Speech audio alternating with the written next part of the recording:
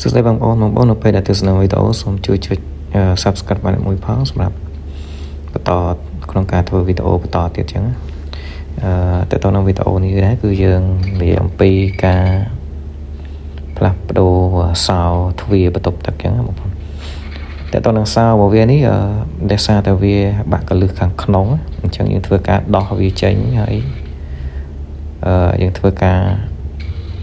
ដូរថ្មីសម្រាប់សោបន្ទប់ទឹកមួយនេះអញ្ចឹងតើតើនឹងសោបន្ទប់ទឹកមួយហ្នឹង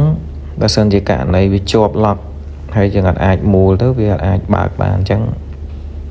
វាអត់មានវិធីសាស្ត្រអីផ្សេងក្រៅពីយើងវាយសោចេញទេយើងអាចកោះសោនឹងចេញអញ្ចឹងបងប្អូនព្រោះតើតើនឹងការដោះវាចេញហ្នឹងគឺយើងអាចបើសិនជាយើងនៅពីខាងក្នុងបន្ទប់ទឹកអីយើងអាចមានសម្ភារៈក្នុងការដោះអាហ្នឹងយើងអាចដោះបានអញ្ចឹងប៉ុន្តែបើសិនជាយើងនៅខាងក្រៅបន្ទប់ហើយ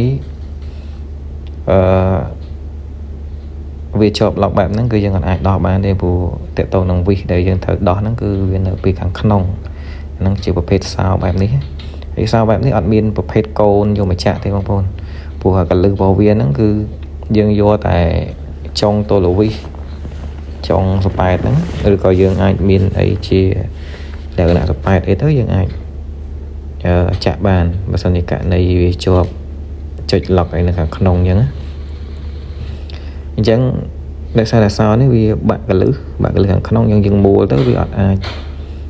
ចរត់ទេអញ្ចឹងយើងដូរថ្មីអញ្ចឹងយកថ្មីយកមកដូរជូនគាត់ហើយតើតើនឹងក្របសោនេះដែរវាមានតម្លៃគួរសមដែរអញ្ចឹងបងប្អូនអញ្ចឹងតើតើនឹងបងប្អូនដែលគាត់ចង់ធ្វើខ្លួនឯងអីក៏យើងអាចធ្វើបានដែរហើយតើតើនឹងរបៀបធ្វើនេះកន្លែងនេះបងប្អូនយើងគ្រាន់តែចុចកន្លែងហ្នឹងទៅយើងអាចដកឡុកហ្នឹងចេញបានយើងអាចមូលអានោះបានហើយប៉ុន្តែនេះយើងដោយសារតែយើងដាក់វិញអញ្ចឹងយើង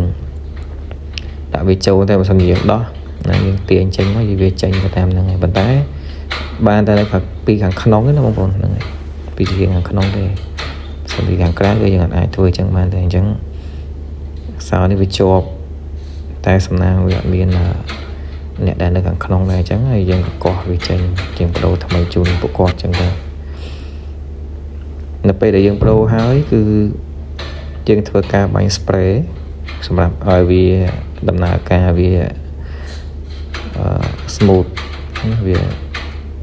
មាន spray មានអីទៅវាអាចធ្វើឲ្យការមូលហ្នឹងវាធូរងាយស្រួលក្នុងការបើកបាត់អីចឹងទៅអញ្ចឹងតើតើនៅវីដេអូរបស់យើងគឺយើងមានតែប៉ុណ្្នឹងទេបងប្អូនហើយបងប្អូនដែលទស្សនាវីដេអូសូមជួយចុច Subscribe ម្នាក់មួយផងអរគុណច្រើនសម្រាប់